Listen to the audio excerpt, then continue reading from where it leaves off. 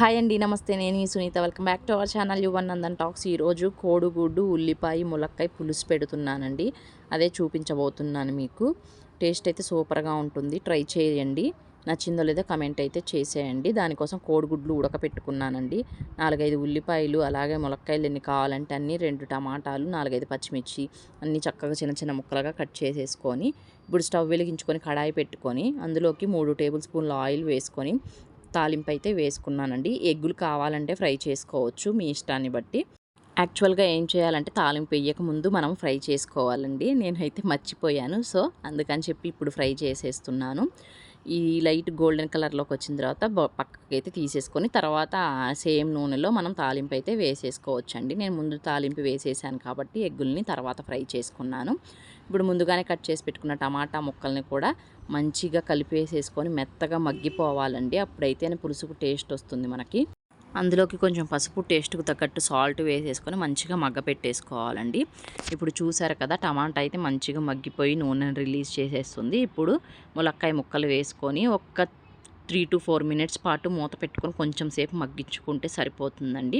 Next ఎలాగో ఉల్లిపాయలు వేసి మనం దాంతో పాటు మగ్గపెట్టుకుంటాం కాబట్టి సేమ్ ఆ ఉల్లిపాయలు, ములక్కాయలు, టమాటాలు మొత్తం కలిసి ఒకేసారి ఈక్వల్‌గా మగ్గుతాయండి మంచిగా.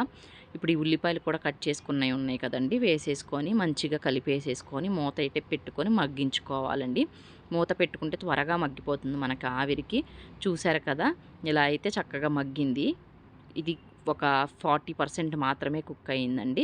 ఇంకా మనకి చాలా మగ్గిపోవాలి ఇది.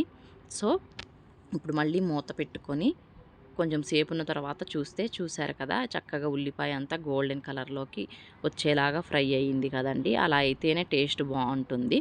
ఇప్పుడు ఇందులోకి చింతపండు మనం ముందుగానే నానబెట్టుకున్నాం కదండి, దాన్ని పులుసును ఎంత కావాలో అంత పులుపు తగ్గట్టు మనమైతే ఇందులోకి పులుసును పిండేసేసుకొని, కారం కూడా వేసుకొని మంచిగా కలిసే విధంగా కలిపేసేసుకొని, ఈ ఎగ్గులు కూడా ఇందులోకి వేసేసుకుంటే మనకి పులుపు అనేది చక్కగా పడుతుందండి. ఎగ్గులకి చిన్న చిన్న ఘాట్లు పెట్టుకొని వేసుకుంటే పులుసులోకి మంచిగా ఉంటుందండి. సో నేనైతే గరిటతోనే ఇలాగా ఘాట్లు పెట్టేసుకున్నానండి. చూసారు కదా, అదే చూపిస్తున్నాను ఇప్పుడు నేను.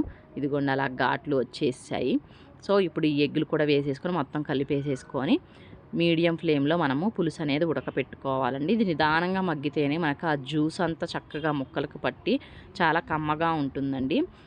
పులుసు అనేది మంచిగా ఉడికిపోయిందండి. ఎందుకంటే ఆయిల్ రిలీజ్ చేసేస్తుంది కాబట్టి పర్ఫెక్ట్గా పులుసు అనేది రెడీ అయిపోయింది. Stove off చేసేసుకోవటమే.